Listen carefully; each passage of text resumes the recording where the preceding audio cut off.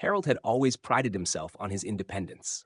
At 81, he still lived in the same small brick house where he had raised his children, tended the same patch of garden out back, and walked to the corner store for his morning newspaper. But in recent years, the quiet fear of falling had begun to creep into his days.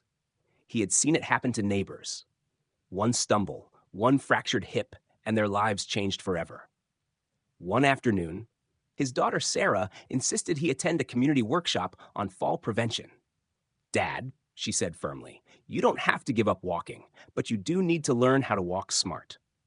The class was held at the local senior center. A physiotherapist named Linda greeted the small group warmly. She was energetic, with a clear voice and an easy smile.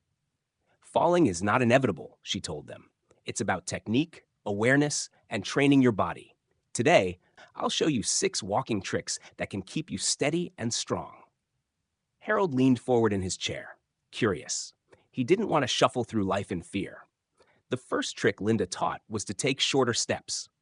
"Many people think big strides make you faster," she explained. "But for older adults, shorter steps keep your center of gravity stable. It's about balance, not speed." She demonstrated, walking across the room with small, deliberate movements, her feet landing firmly with each step. Harold practiced, surprised at how much steadier he felt immediately. The second trick was keeping the head up and eyes forward.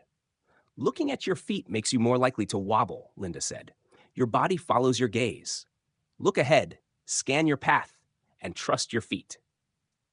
Harold tried this, resisting his habit of watching the floor. When he kept his chin lifted, he noticed how his posture straightened, and he felt less like he was teetering. Third, Linda emphasized the use of arm swing. "Your arms are natural stabilizers," she explained. "Swing them gently with each step. It keeps your rhythm steady and helps your body balance itself." Harold hadn't realized he'd stopped moving his arms years ago. When he practiced swinging them, he felt a surprising rhythm return, as though walking had become smoother and less effortful. The fourth trick was mindful foot placement. "Walk heel to toe, not flat-footed," Linda instructed. "When you lead with your heel and roll forward, your steps become controlled. It keeps you from dragging your feet, which often causes trips." Harold concentrated carefully. Heel, roll, push. It took effort, but he felt more secure with each step. Fifth, Linda introduced what she called the pause and plant technique. If you feel uncertain, don't rush. Pause, plant both feet firmly, then continue. Falls happen when we hurry through moments of doubt. Harold thought of how often he rushed to answer the phone or cross the street. Practicing this trick gave him a sense of calm, as though walking could be broken down into safe, manageable parts. Finally, the sixth trick was about rhythm. Linda suggested seniors walk to a steady beat, whether counting softly, humming a tune, or even using a metronome app. Rhythm keeps your steps even and reduces sudden, unstable movements. Harold found himself tapping his fingers to a slow march as he walked, and the steadiness comforted him. At the end of the class, Linda gathered them in a circle. "Walking like this doesn't just prevent falls," she said. "It gives you back confidence. Fear makes you stiff, and stiffness leads to accidents. Move with awareness, rhythm, and trust in your body."